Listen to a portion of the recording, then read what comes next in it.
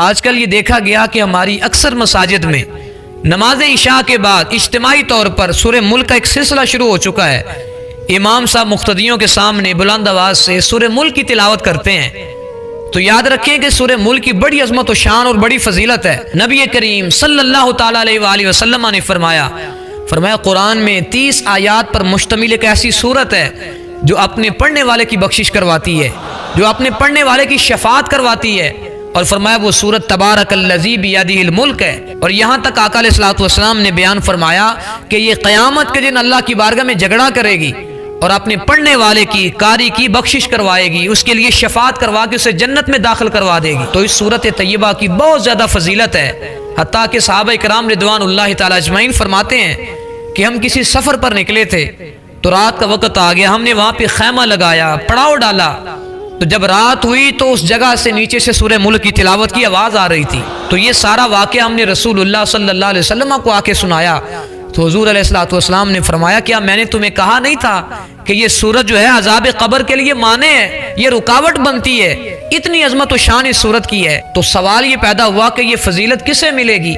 آقا علیہ الصلوۃ والسلام نے تو پڑھنے والے کی فضیلت بیان فرمائی ہے کہ جو قاری ہے سونے سے پہلے تلاوت کرتا ہے، لیکن یہاں پر تو لوگ بیٹھ کے قرآن کی تلاوت سماعت کر رہے ہوتے ہیں۔ تو یاد رکھیں سننے والوں کو صرف قرآن سننے کا ثواب ملے گا، اس سورت کی وہ فضیلت نہیں ملے گی جو آقا علیہ الصلوۃ والسلام نے بیان فرمائی ہے۔ تو اکثر لوگ اسی مغالطے میں ہوتے ہیں کہ امام صاحب تلاوت کر رہے ہیں تو ہم بھی بیٹھ کے سن لیتے ہیں تو شاید سننے سے ہمیں بھی فضیلت مل جائے گی، تو ایسا نہیں ہے۔ مجھے ایک مسجد میں جانے کا اتفاق ہوا جہاں پر امام صاحب بلند آواز سے سورہ ملک کی تلاوت کر رہے تھے اور کچھ نمازی ابھی نماز میں مصروف تھے اور ان کو تلاوت کی وجہ سے اذیت پہنچ رہی تھی، تکلیف ہو رہی تھی۔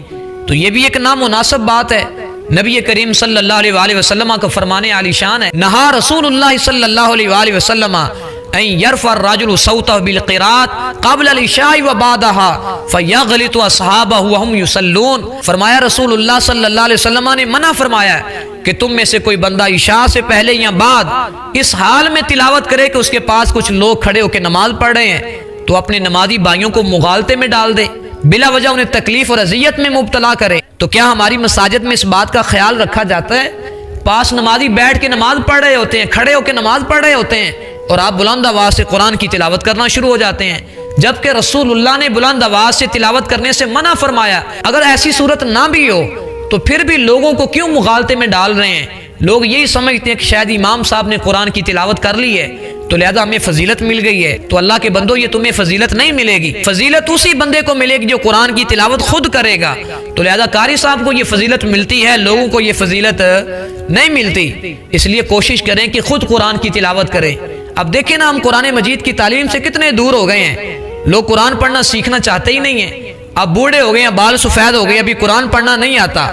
تو اس کی وجہ یہ بھی ہے کہ ہم نے لوگوں کو قرآن سے دور کر دی ہے۔ لیکن ہماری اکثر مساجد میں یہی کچھ ہو رہا ہے کہ انتظامیہ کی طرف سے، کمیٹی والے احباب کی طرف سے امام صاحب کے اوپر یہ زور دیا جاتا ہے کہ آپ ہر عشاء کی نماز کے بعد سورہ ملک کی تلاوت کریں، لیکن اصل مسئلہ کوئی بھی نہیں بتاتا۔ لیکن وہ کیا کریں، وہ مجبور ہیں۔ انتظامیہ والے، کمیٹیوں والے لوگ اکثر جاہل ہیں، وہ جو حکم نافذ کر دیتے ہیں، ائمہ مساجد کو حکم ماننا پڑتا ہے، ان کی ملازمت کو، ان کی نوکری کو خطرہ ہو جاتا ہے، تو اس لیے وہ بھی حق بات بیان نہیں کرتے۔ تو اس لیے میں گزارش یہ کرنا چاہوں گا کہ آپ اپنے گھروں میں قرآن کی تلاوت کریں، اپنے گھروں کو قبرستان نہ بنائیں، تو کوشش کریں سونے سے پہلے اپنے گھر میں سورہ ملک کی تلاوت کریں، تاکہ جو احادیث میں ہمیں فضیلتیں بیان کی گئی ہیں ہم ان فضیلتوں سے بہرہ مند ہو سکیں۔